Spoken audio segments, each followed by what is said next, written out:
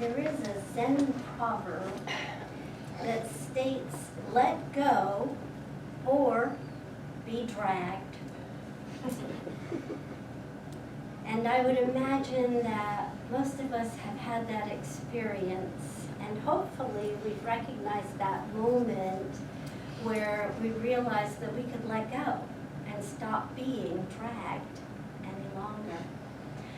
Our topic this morning is release, and it's really a big topic, release. I actually went way down the rabbit hole, so much so that I said to David, can we do 2 parts and next week can be all forgiveness? Because boy, I have an 8-week class on forgiveness just from this week of study, to say nothing of all that it dredged up from the past. So he told me no, of course, because you know January is the month where we go right through the first 4 chapters in the science of mind, and we can't not do that. You have to keep that tradition. So we will do forgiveness the first weekend in February, the first Sunday in February, followed by a magnificent talk from Sandy. And she did forgive me for saying no. Of course, especially after everything I learned about forgiveness. But forgiveness is one of those things that it never stops. It's something that's ongoing, and it's often about ourselves. So, and it is a part of release. Science of Mind's idea of release means to mentally let go of those thoughts and ideas that do not serve our highest good. We often hold on to ideas that attract situations that really do not align with our intention or our desires. Have you noticed that? I'm sure I'm not the only one, right? I know you don't have to speak out, but I know I'm not the only one because I listen in the world. And we hold on to these ideas and we play them forward over and over with our words, and more importantly, in our own mind. And so instead of attracting situations that we do desire, we distract with those ideas that are in our mind. Release, defined, actually means to allow or enable to escape from confinement. Now, when I read that, I don't know that if I have ever heard it, I've never really thought about it. But the confinement is self-imposed. We think of an idea and then we self-impose it upon ourselves. And some of us have a habitual habit of thinking that same negative thought over and over and over until it becomes greater than it ever needed to be. So I also know that the word release, maybe you've used it for 20 years and you're still working at times at least on the same old idea. And so maybe that word needs to shift. Sometimes we hear a different word or receive a different idea from somewhere, someone, and it just speaks to us. So I have a lengthy list of words that you can choose from. I'm going to share them with you. And you can choose from them or not. Maybe you already have your own idea and you're thinking to yourself, I don't need any new words. Plug my ears. I have the one that works for me and it works every time. Good for you. Maybe you'll share it with me after also. So here is the list of ideas that are synonyms for release. Free, dismiss, discharge, liberate, emancipate, to set free, let loose, let go, deliver from confinement, or deliver from obligation, loose, unchain, unleash, unclasp, unshackle, detach. So maybe one of those words spoke to you. But the question that begs answering for me is, why would we cling to an idea we don't want to experience? Why would we do that? Once we have a thought placed in our human mind, our body begins to feel.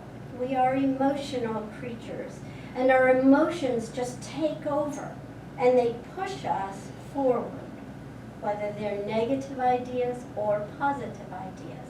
The positive ones we're good with. We'll roll right along with those, right? They make us feel joyful and peaceful. They bring us contentment.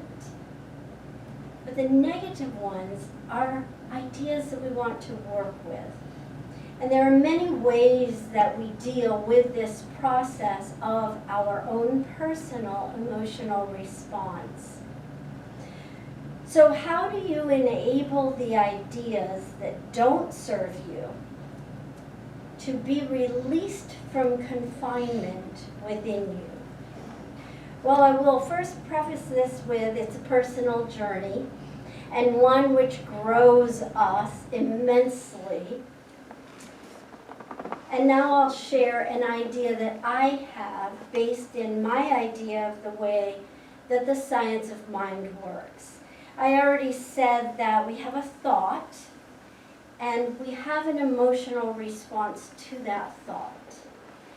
And that emotion affects us. So we create habits individually and uniquely that appear to work for us.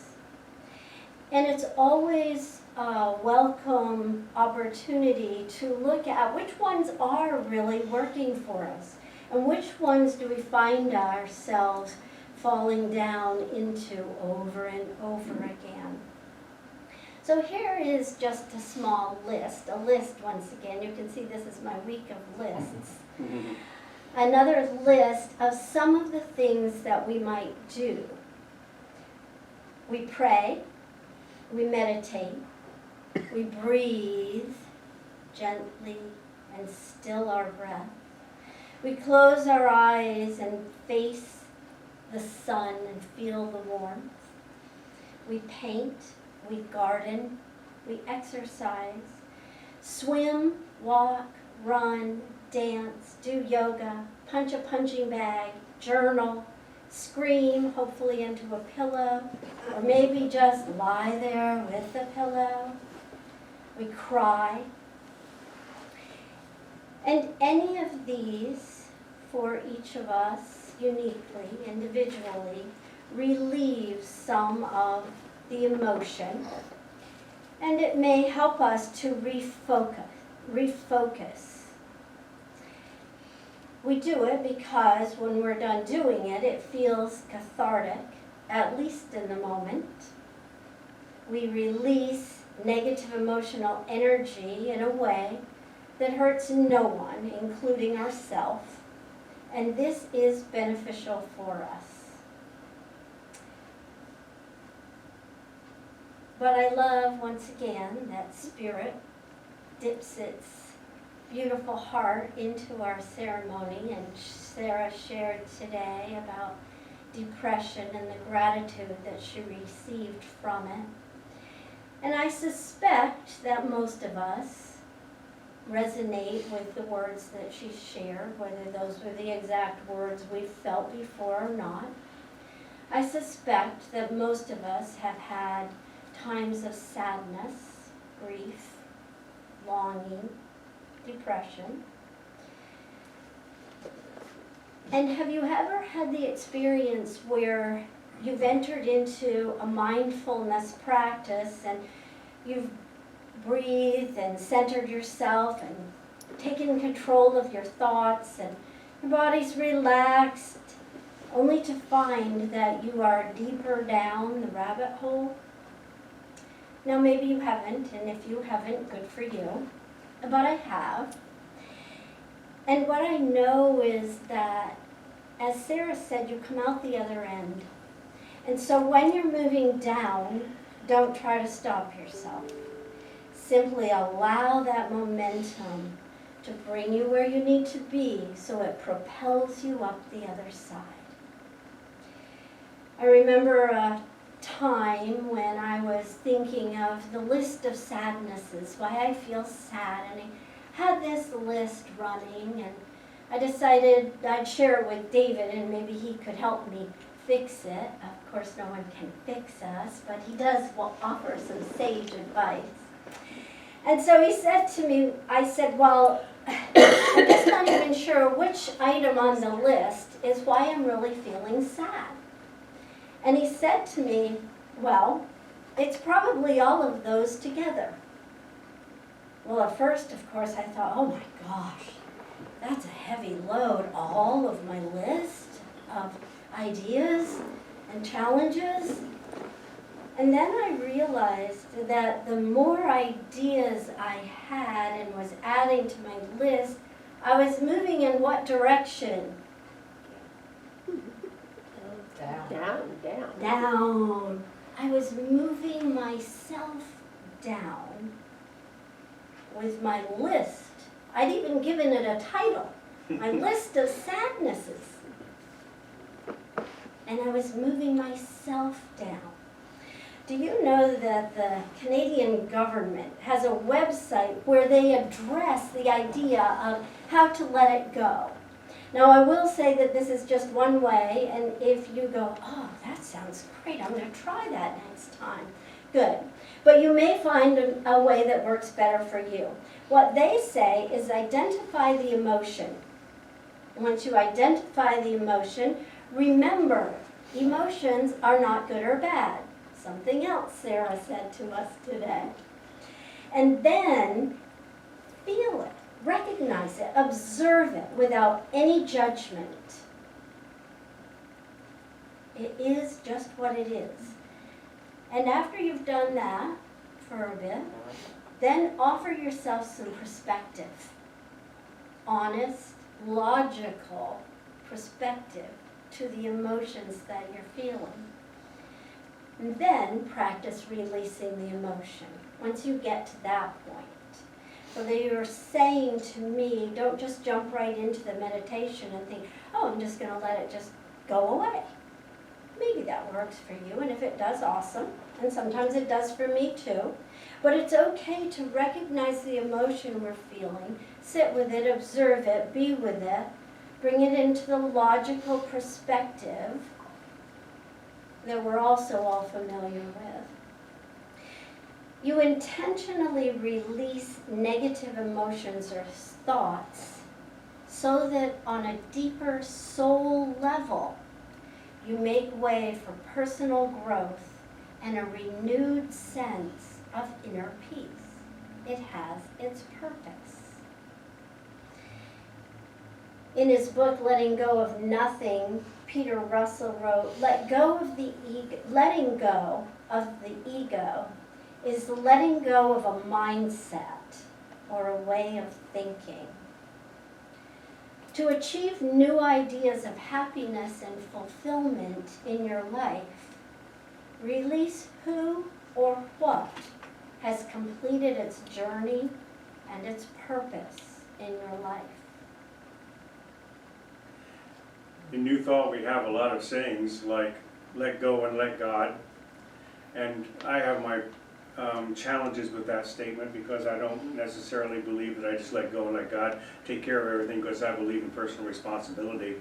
And I believe Science of Mind really talks about personal responsibility. But we have a lot of words like that, let go and let God. And in fact, in our spiritual mind treatment, we have a whole section about releasing and letting go, in which we're releasing our word into universal law and letting it manifest. At the same time, we have a lot of statements about holding the high watch and holding positive consciousness and holding positive energy in our lives, maintaining or holding on to that which we wish to experience and letting all else move into nothingness from which it came. So I came up with this idea that holding positive energy for what you desire seems to be at odds with releasing, or at least releasing our word in universal law, but they are actually parts of the same process.